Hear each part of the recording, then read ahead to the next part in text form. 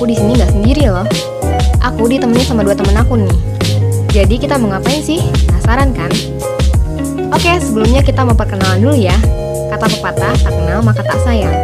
Perkenalkan, kami mahasiswa jurusan Gizi Poltekkes Kemenkes Jakarta 2. Kenalkan, nama aku Anita Maulida Isyrok, bisa dipanggil Anita. Dan 2 temanku. Halo guys, nama gue Muhammad Alfandi. Teman-teman bisa panggil gue Alfandi. Salam kenal. Halo, nama saya Sabana Susadia Tobing. Dan kalian boleh panggil saya Sabana. Podcast ini untuk memenuhi mata kuliah penyuluhan dan konsultasi gizi dari dosen pembimbing kami, Ibu Dr. Anda Rosmida Magdalena Marbun, MKes. Jadi kita akan sharing-sharing ke kalian informasi penting yang berkaitan dengan kesehatan di bidang gizi. Kalian gak sabar kan kita mau bahas tentang apa? Jadi kita akan bahas mengenai pedoman gizi seimbang. Guys, aku mau nanya nih sama kalian. Kalian pernah mendengar dan tahu tentang gizi seimbang? Nah, kalian pasti penasaran kan apa aja isi pedoman gizi seimbang?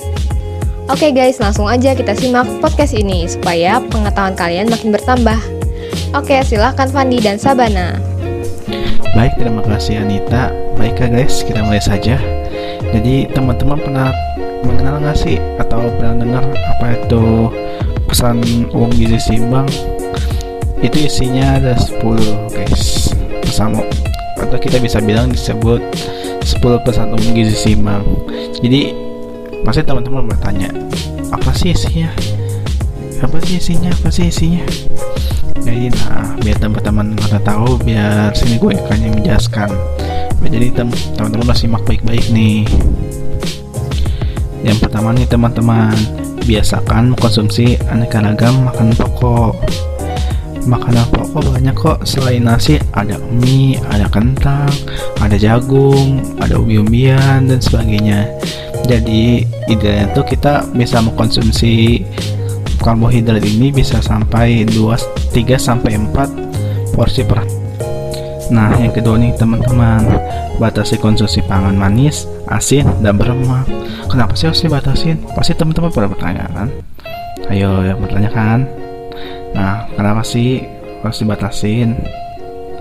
Jadi, batas konsumsi gula adalah 4 sendok makan atau setara dengan 50 gram. Nah, untuk garamnya itu, batas per harinya itu 4 sendok makan atau setara dengan 50 gram. Dan untuk lemaknya itu 5 sendok makan atau setara dengan 67 gram. Lemaknya ini bisa minyak, margarin, atau mentega, jadi itu dibatasi cuma 5 sendok per hari itu. Nah, yang ketiga nih teman-teman, lakukan aktivitas fisik yang cukup dan pertahankan berat badan ideal. Kenapa sih harus mempertahankan berat badan ideal? Karena kita harus memantau rutin berat badannya. Jadi setiap naik kita harus beraktivitas fisik yang cukup, jadi berat badan ideal. Dan aktivitas fisiknya itu minimal, kalau misalnya berangkat sekolah atau berangkat kuliah atau berangkat kerja ya bisa jalan minimal 30 menit per hari gitu. Nah, jangan lupa nih, kan kalau setiap hari minggu ada CFD tuh, bisa tuh jogging tuh, lumayan buat jadiin berat badan ideal, bisa gitu. Selanjutnya keempat nih teman-teman, biasakan mengkonsumsi lauk pauk yang mengandung protein tinggi. Kenapa sih protein tinggi? Kita ini dianjurkan tuh untuk makan makanan yang protein tinggi. Apa aja sih protein tinggi? Sumber-sumbernya.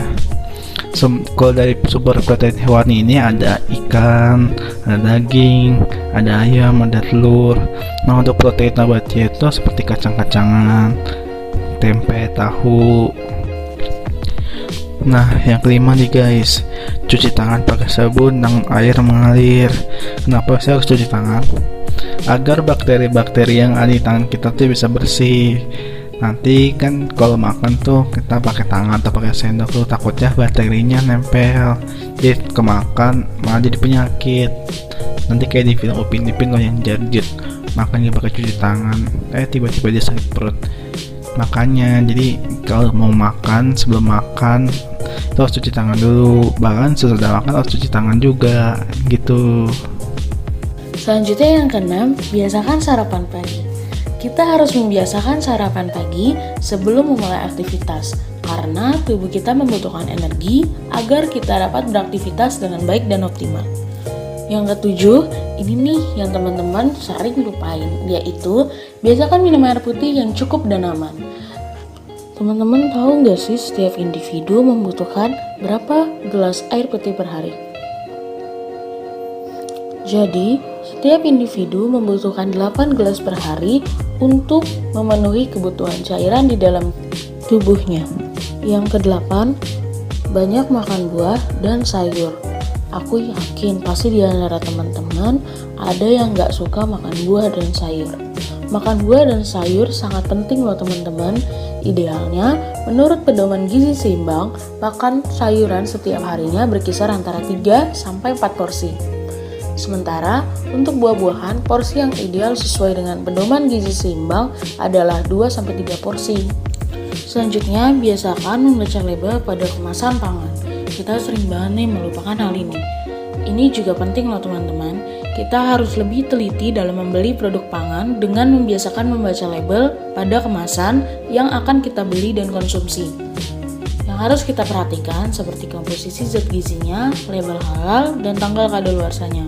Wah, kita udah bahas 9 PGS nih. Selanjutnya yang terakhir, yang ke-10, syukuri dan nikmati aneka ragam makanan. Teman-teman juga harus mensyukuri keanekaragaman makanan dan menikmatinya dengan sebaik-baiknya. Tidak memilih-milih dalam mengkonsumsi makanan karena semua aneka ragam makanan sangat penting dan memiliki manfaat untuk tubuh kita agar tubuh tetap sehat dan terpenuhi asupan gizinya. Gimana teman-teman setelah mendengar penjelasan dari teman saya Alfandi dan Sabana? Sekarang teman-teman sudah lebih tahu kan isi 10 pedoman gizi seimbang? Aku sebutin lagi ya supaya teman-teman masih ingat 10 pedoman gizi seimbang. Yang pertama, biasakan konsumsi aneka ragam makanan pokok. Yang kedua, batasi konsumsi pangan manis, asin, dan berlemak. Yang ketiga, lakukan aktivitas fisik yang cukup dan pertahankan berat badan ideal. Yang keempat, biasakan mengkonsumsi lauk pauk yang mengandung protein tinggi. Yang kelima, cuci tangan pakai sabun dengan air mengalir. Yang keenam, biasakan sarapan pagi. Yang ketujuh, biasakan minum air putih yang cukup dan aman. Yang kedelapan, banyak mengkonsumsi buah dan sayur. Yang kesembilan, biasakan baca label pada kemasan pangan. Dan yang terakhir, syukuri dan nikmati aneka ragam makanan. Terima kasih untuk teman-teman semua yang sudah mendengarkan podcast ini. Semoga dapat bermanfaat ya. Kalau kalian suka, boleh kalian share ke teman-teman kalian, saudara kalian, dan juga keluarga kalian ya. Jangan dilupakan 10 pedoman gizi seimbang tadi yang sudah kami sampaikan ya. Selamat pagi semuanya, sampai berjumpa lagi pada podcast kami berikutnya.